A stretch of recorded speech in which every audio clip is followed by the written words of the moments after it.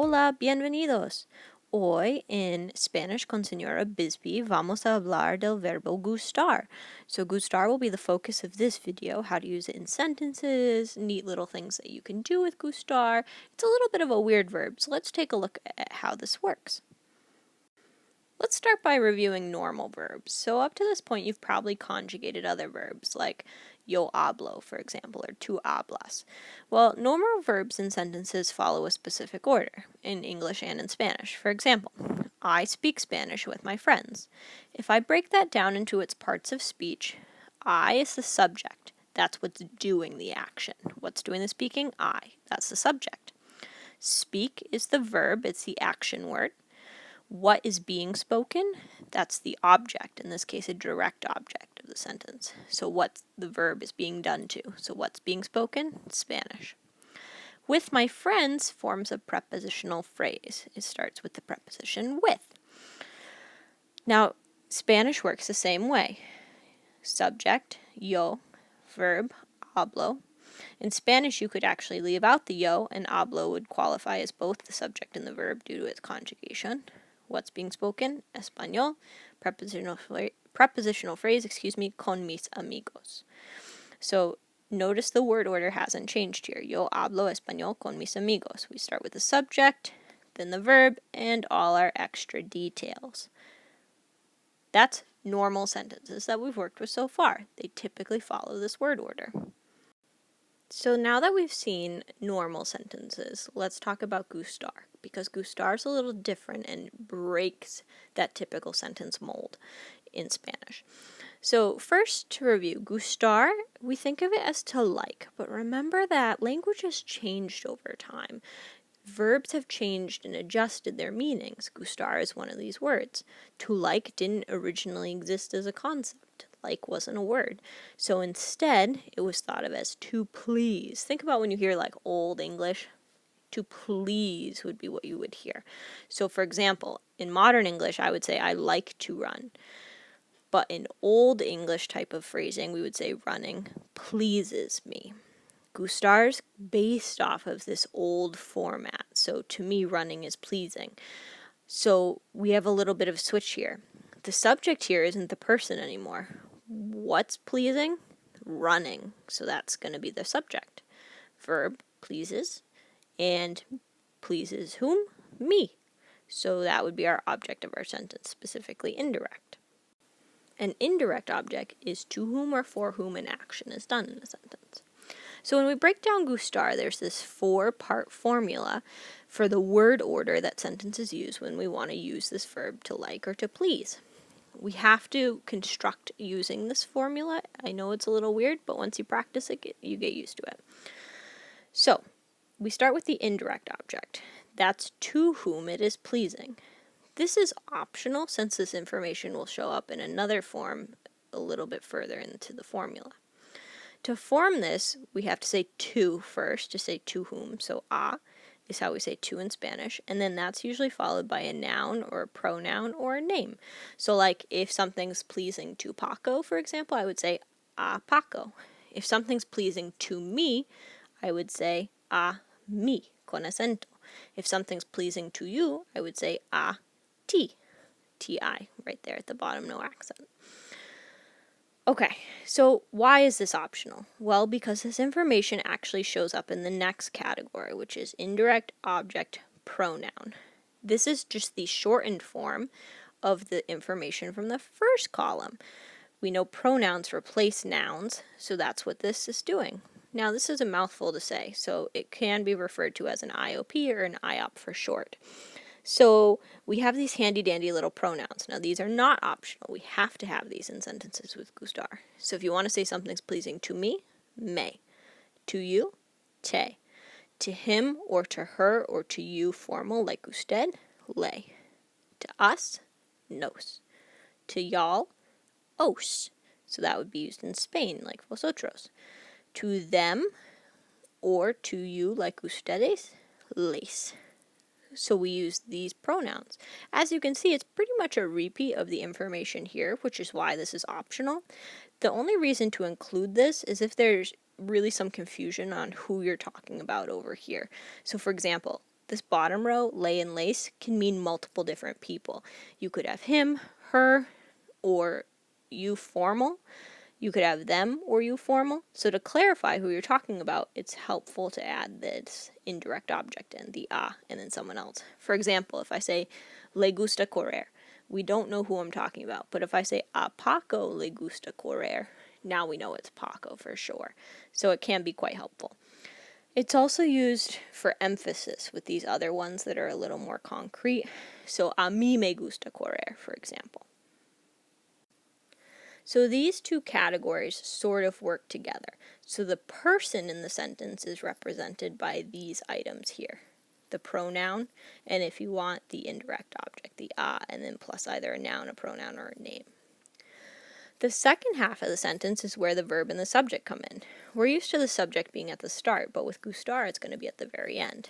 So our verb, gustar in this case, we're going to work with two conjugations. There are more conjugations that do with liking per se people, like, oh, we like you, for example. But we're going to work with primarily items and activities to say what we like. So there's two conjugations, gusta and gustan. So we've got the singular and the plural. Now, how do you decide which one to use? Well, that's based off the subject at the end of the formula. There's three different ones, like I said, we're going to work with. So if you like one thing, one singular noun, so like the book, we would use gusta to match that for our conjugation. If you like an activity, so that would show up as an infinitive, an unconjugated verb, we'll also use gusta. It doesn't matter how many of those we list because it's an intangible thing. So like I could say I like to run, to study, to read, to spend time with my friends. It doesn't matter how many verbs I list. If they're all infinitives, then I'm going to use gusta. And then lastly, nouns plural. So this could be an actual plural noun like books, or it could be more than one noun. For example, I like the book and the movie. Those are plural situations, so the verb becomes gustan with an on the end. So, to recap, we've got 4 parts to this formula. This is the word order we're going to use when we form sentences with gustar. The green and blue in the first one breaks down how we develop each category. Remember, these are backwards, so because the verb means to please, it's almost like you're reading the sentence from right to left. So, for example, if I said, me gusta correr, it would be like saying, running pleases me. I would read it from here, running pleases me. So, right to left. Okay, let's work through some practice with this formula. So we have the indirect object, remember optional, the indirect object pronoun, the IOP, our verb gustar, either gusta or gustan, and lastly our subject. So remember the subject controls our conjugation, and these two items work together to represent the person in these sentences. So let's break this down. I like to speak Spanish. To whom is that pleasing? To me. So if I want to include the indirect object, I'd say me. What would my IOP be for me? Me. They match. Like to speak Spanish. Now, what's being pleasing here? To speak. That's the root of what is pleasing. Spanish is just extra fluff, extra details to give the sentence some pizzazz. Now, to speak is a verb, it's an infinitive. So I would put gusta, singular. To speak, hablar. Remember, we can never, ever, ever conjugate two verbs side by side, so that helps us keep it simple. And then how do we say Spanish? Español, not capitalized in Spanish. A mí me gusta hablar español. I like to speak Spanish. Let's try a different scenario. I like the beach. Well, we know if it's I again, the indirect object would be a mí. The IOP would be me. Now, what's being liked here? The beach. Beach singular. So I would say gusta. And then how do we say the beach? La playa. A mí me gusta la playa. I like the beach, or the beach is pleasing to me. Last one. I like the books. So same thing again. A mí for my indirect object, again optional. My IOP, me. Now what do I like? The books, plural. Now because it's plural, my verb needs to reflect that too. Gustan, and then my subject, los libros. So a mí me gustan los libros. The books are pleasing to me. Take a moment, pause the video. Here's some samples with other subjects other than I. Can you put these into Spanish using the Gustar formula we used at the start of this video? Try it, and we'll take a look together in a couple seconds.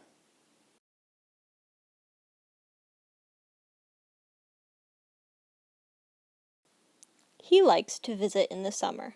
A él, our indirect object. Le, our IOP. Gusta, our verb. Visitar, our subject.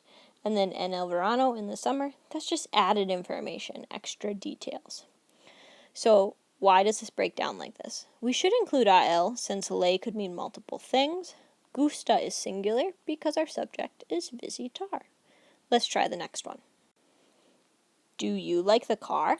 And by you, we're using singular informal here, so like two.